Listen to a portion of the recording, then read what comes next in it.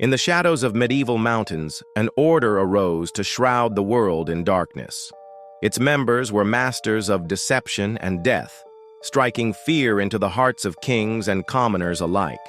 They became known as the Assassins, and their story is one that's both fascinating and terrifying. But who exactly were they? What was their purpose, and what methods did they use to achieve it? And how did they live among us for so long without anyone realizing who they really were? You might be surprised by the shocking truth behind their existence, but before we delve into this thrilling tale, don't forget to subscribe to stay updated with our latest videos. Now let's embark on a journey back to the 11th century Persia, where the roots of the assassin order first took hold. At that time, the region was under the control of the Seljuk Empire, a vast and powerful realm that stretched from Turkey to Afghanistan. However, the empire was in decline, and its lands were being overrun by other ambitious powers, leaving the people vulnerable and yearning for a savior. Amidst this chaos, a charismatic preacher named Hassan al-Sabah emerged claiming to be a follower of Ismail, the son of the Prophet Muhammad. He preached a new interpretation of Islam known as Nizari Ismailism, which emphasized individual piety and social justice. Hassan quickly gained a devoted following, attracting many of the downtrodden and dispossessed. But his true ambitions were far more sinister than simply spreading religious teachings. Hassan Sabah had a burning desire to seize power in Persia and establish a new order. To achieve this goal, he reached out to the Fatimid Caliphate, an Ismaili state based in Egypt. He proposed an audacious plan. He would raise an army and conquer the mountainous region of Alamut, situated in modern-day Iran. In return, the Fatimids would recognize him as the rightful ruler of Persia. The Fatimid Caliphate agreed, and Hassan set about assembling his troops. Among them were former soldiers, bandits, and volunteers who flocked to his banner, drawn by his promises of power and glory. Together they marched on Alamut, engaging in fierce battles against the Seljuks and other local lords. After years of grueling warfare, Hassan successfully captured the fortress of Alamut in 1090, establishing the first stronghold of his nascent order. However, it wasn't just a military victory. It was also a strategic masterstroke. The mountain fortress was nearly impregnable, surrounded by sheer cliffs and hidden valleys, making it an ideal location for training future assassins. In fact, that was the real name of this secretive group, the Nizari Ismailis, or the Old Assassins, and Alamut became known as the Cradle of the Brotherhood. Hassan Sabah turned the fortress into a center of learning, inviting scholars and intellectuals from across the Middle East.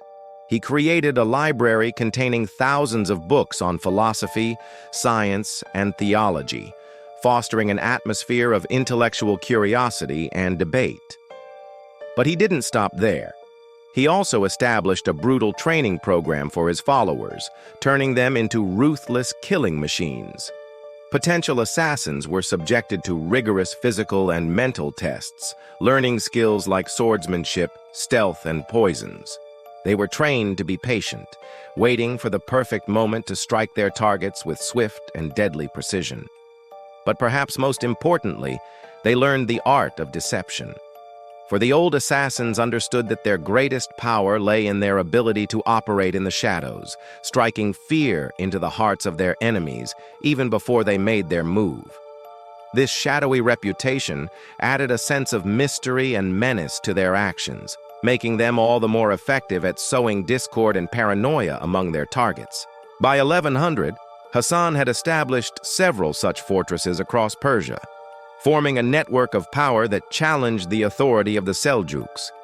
It seemed that the old assassins were well on their way to creating a new order in Persia, one based on their own interpretation of Islam. But their influence didn't end at the borders of Persia. Hassan al-Sabah recognized the importance of networking and began reaching out to other powerful figures beyond his borders, including the European Crusaders. He sent envoys to negotiate alliances, offering them trade agreements and promising support against their mutual enemies. One of his most famous correspondents was the Crusader leader, but their relationship was far from friendly. Hassan Sabah saw the Crusaders as potential pawns in his game, playing them against the Seljuks to weaken his enemies. In turn, he used the Crusaders' thirst for holy relics as a way to gain concessions. But while Hassan forged these alliances, he also continued to expand his domain. By 1124, he controlled much of northern Iran, and had even launched an unsuccessful campaign to capture Baghdad. It seemed that nothing could stop the old assassins from becoming the dominant force in the Middle East. Yet despite their success, a sense of unease hung over the assassin brotherhood. Many of their followers, including some of Hassan's close confidants, questioned the morality of their violent methods. They argued that the brutality and deception employed by the assassins went against the peaceful teachings of Islam. This internal conflict came to a head when Hassan appointed his son, al-Mustansir, as his successor. Al-Mustansir was a devout Muslim who wished to distance the order from its association with violence and intrigue. He attempted to reform the organization, shifting its focus to religious study and community service. However, this move alienated many of the old assassins, particularly the elite guard known as the Fidai, who believed that al-Mustansir was betraying his father's legacy. This division within the order would prove to be its undoing. While al-Mustansir struggled to maintain control, rival factions emerged, vying for power in the assassins' fractured states. Eventually, the most powerful of these factions seized Alamut in 1164, marking the end of the original assassin order. Though fragments of the Nizari Ismailis survived, they never again posed the same threat to regional powers. The once formidable brotherhood had crumbled from within, consumed by the very darkness that had made it so feared. However, despite their demise, the assassins left an indelible mark on history. Their methods of deception and assassination inspired countless tales and legends, blurring the line between reality and myth. Some stories portrayed them as mysterious figures who could appear and disappear at will, striking fear into the hearts of their enemies. Others depicted them as cunning strategists, always several steps ahead of their opponents. But perhaps the most enduring image of the assassins is that of the hooded figures leaping from the shadows, their blades flashing in the moonlight, moving with a speed and agility that seemed almost supernatural. These legends not only captivated the imaginations of ordinary people, but also found their way into the pages of history books, leaving a lasting legacy that continues to fascinate us today. As the last of the old assassins breathed their final breath, the echoes of their deeds reverberated through the halls of time. Their story became a tapestry woven with threads of fact and fiction, a testament to the enduring allure of their shrouded existence. Yet as the centuries rolled by, their deeds faded into the mists of memory, leaving behind whispers and rumors that danced on the edges of historical records. The true extent of their influence and the depths of their shadowy practices remained shrouded in secrecy, known only to a select few who dared to peer into the abyss of their legacy. Though the Brotherhood may have fallen, their legend lived on, inspiring awe, fear, and intrigue in equal measure. Their methods of deception and murder became stuff of legend, blurring the line between reality and myth. Some stories portrayed them as mysterious figures who could appear and disappear at will, striking fear into the hearts of their enemies.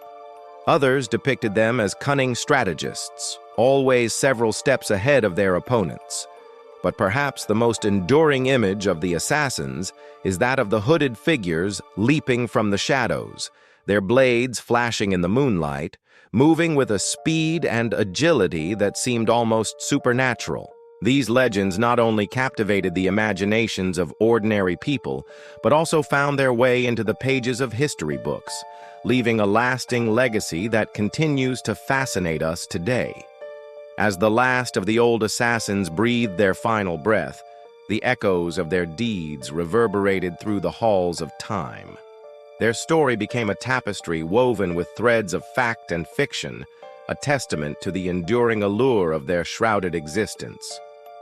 Yet as the centuries rolled by, their deeds faded into the mists of memory, leaving behind whispers and rumors that danced on the edges of historical records. The true extent of their influence and the depths of their shadowy practices remained shrouded in secrecy, known only to a select few who dared to peer into the abyss of their legacy. Though the Brotherhood may have fallen, their legend lived on, inspiring awe, fear, and intrigue in equal measure. And so the legend of the Assassin Order continued to echo through the ages, a chilling reminder of the darkness that can lurk beneath the surface of even the most civilized societies. But as the shadows lengthened and the night grew colder, one question lingered in the minds of those who heard their tales. Was there perhaps more to the story? More to the assassins than met the eye? Perhaps their deeds were not merely the product of ambition and fanaticism, but part of a grander design, a hidden truth that lay dormant in the annals of history, waiting for someone brave enough to uncover it. For now, the secrets of the assassins remain tantalizingly out of reach, their true purpose forever shrouded in mystery. But perhaps that is where their story truly lies, not in the deeds they accomplished, but in the shadows they cast. For it is in the darkness that the most terrifying legends are born. Now, if you enjoyed this video, make sure to give it a thumbs up and subscribe for more thrilling historical tales. And if you want to learn more about the assassins, check out our other videos on the subject. With that said, until next time, stay safe and keep exploring the past.